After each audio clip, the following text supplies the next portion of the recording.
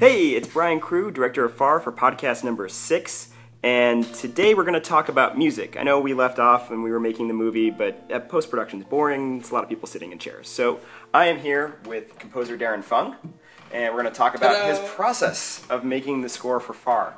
Now, we did the score in a pretty cool place. Can you tell me a little bit about where we did that? We recorded the score at East West Studios. 1, 2, 3, and... Frank Sinatra had recorded there. Who was recording there that day again?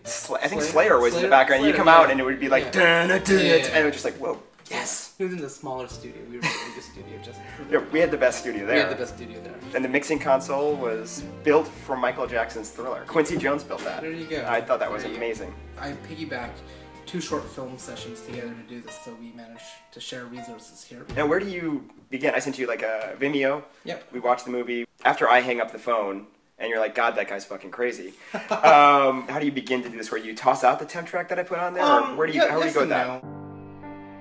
Temp tracks are sort of like the devil incarnate because they're great and they're horrible because sometimes directors fall in love with the temp track, and very rarely do directors have musical vocabulary to communicate with it, and when they do have musical vocabulary, usually it's the wrong vocabulary, so we're not thinking of the right one. So we try to encourage filmmakers not to speak in musical terms. What I found was I try to give you notes and treat it more like I was talking to one of my actors. Yeah. About this is the emotion I'm trying to get out of it, this is the feeling I'm trying to get.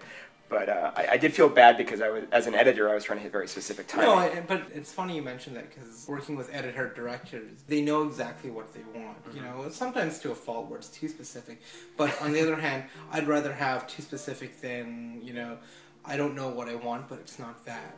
Right. It's sort of like looking for a needle in a haystack a little bit. So specific is good, and especially on quick turnaround. And question for you would be, Please. I'm listening to the synth mock-ups that I gave you, then listening to the real thing.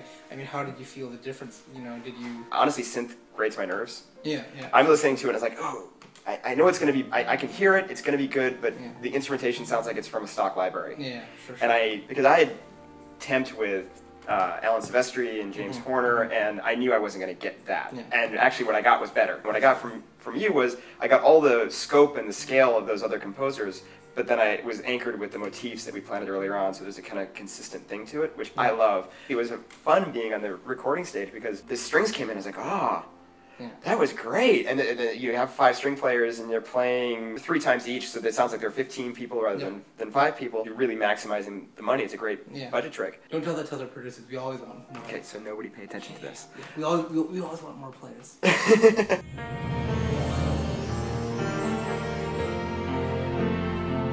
It sounded so lush and big and awesome. It was a fun project. Looking forward to seeing it on the big screen in a couple of weeks. And you can see it on the big screen on Wednesday, June 6th at 5 p.m. at the Chinese 6 Theaters. Take the day off of work, please come down.